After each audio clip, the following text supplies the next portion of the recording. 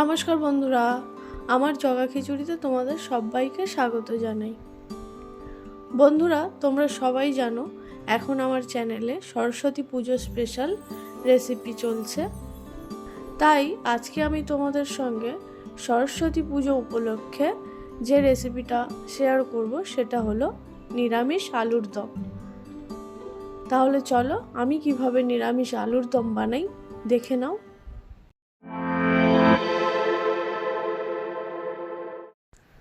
আলুর দম বানানোর জন্য 500 গ্রাম ছোট সাইজের আলু নিয়েছি।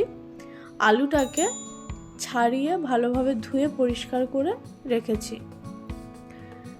তার সাথে নিয়েছি একটা বড় সাইজের টমেটো পেস্ট, আর 1 টেবিল চামচ কাজু, 1 টেবিল চামচ চারমগজ ও 1 টেবিল চামচ কিশমিশের পেস্ট। এবার চলো আলুর দমটা বানানো শুরু করি। গ্যাসে কড়াই চাপিয়ে কড়াইয়ের মধ্যে বেশ কিছুটা পরিমাণ সর্ষের তেল দিয়ে দেব। তেলটা একটু বেশি পরিমাণেই দিতে হবে, কারণ আলুগুলোকে ভাজতে হবে। তেলটা গরম হলে অল্প অল্প করে আলু ভেজে নিতে হবে। তো আমি প্রথমে কিছুটা পরিমাণ আলু ভেজে নিচ্ছি, সবগুলো আলু তো আর একসঙ্গে ভাজা যাবে না।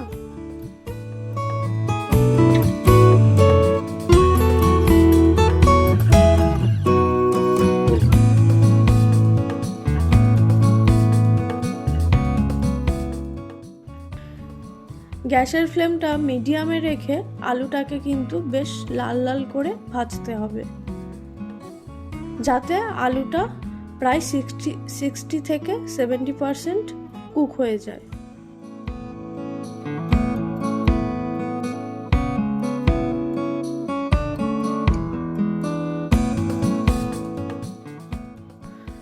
আমার প্রথম ব্যাচের আলুটা ভাজা হয়ে গেছে, ভালোভাবে লাল করে ভেজে নিয়েছি, উঠিয়ে নেব। এইভাবে বাকি আলুটাকেও ভেজে নেব।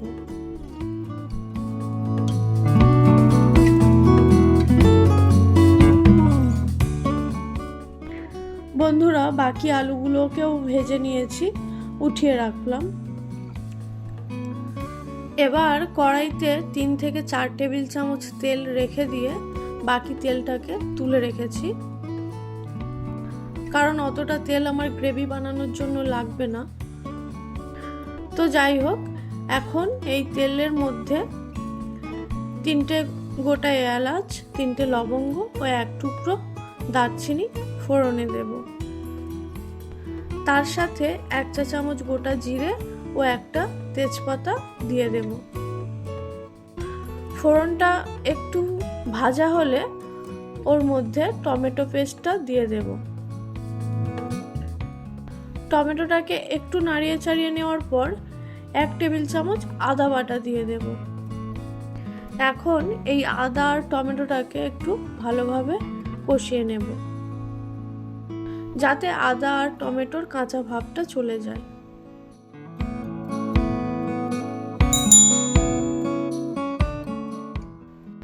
টমেটো আর আদাটাকে একটু ভালোভাবে নাড়িয়ে চাড়িয়ে নিয়েছি। এখন ওর মধ্যে পরিমাণ মতো নুন, 1 চা চামচ হলুদ গুঁড়ো,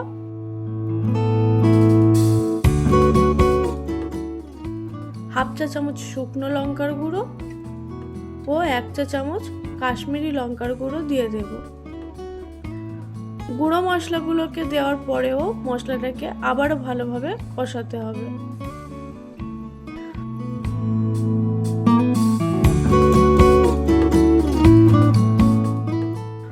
গুঁড়ো মশলাটা দেওয়ার পরে আবারও বেশ কিছুক্ষণ কষিয়ে নিয়ে ওর মধ্যে পেস্ট করে রাখা কাজু, কিশমিশ ও চারমগজটা দিয়ে দেব। এখন এই সমস্ত মশলাটাকে বেশ কিছুক্ষণ সময় নিয়ে কষাতে হবে, যতক্ষণ না মশলাটার থেকে তেলটা উপরে উঠে আসছে।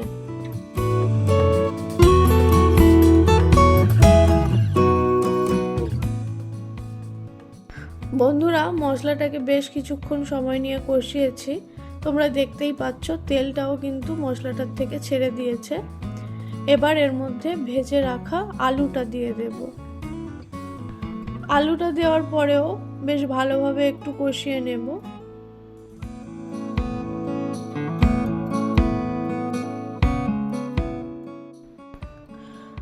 তো মশলাটার সঙ্গে আলুটাকেও বেশ ভালোভাবে কষিয়ে নিয়েছি।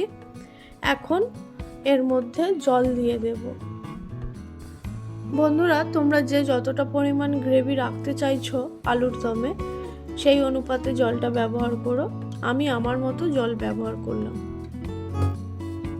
জলটা দেওয়ার পর ভালোভাবে একটু মিশিয়ে নিয়ে আলুর দমটার মধ্যে 2 চা চামচ চিনি দিয়ে দেব, আর দেব 2টো কাঁচা লঙ্কা। গোটা কাঁচা লঙ্কা দিলাম, কারোর যদি একটু ঝাল খাওয়ার প্রয়োজন মনে হয় লঙ্কাটা মেরে নিলে হয়ে যাবে। চিনি আর লঙ্কাটা দেওয়ার পর একটু মিশিয়ে নিয়ে ঢাকা দিয়ে লো ফ্লেমে আলুর দমটাকে হতে দেব। ততক্ষণ পর্যন্ত রান্না করতে হবে যতক্ষণ না আলুটা ভালোভাবে সিদ্ধ হয়ে যাচ্ছে।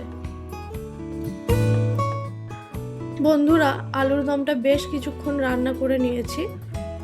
এবার ঢাকনাটা খুললাম। তোমরা দেখতেই পাচ্ছ আলুর দমটা প্রায় হয়ে এসছে। আমি একবার আলুটাও চেক করে দেখিয়ে দিচ্ছি সিদ্ধ হয়েছে কিনা। তো দেখো, আলুটাও খুব ভালোভাবে সিদ্ধ হয়ে গেছে।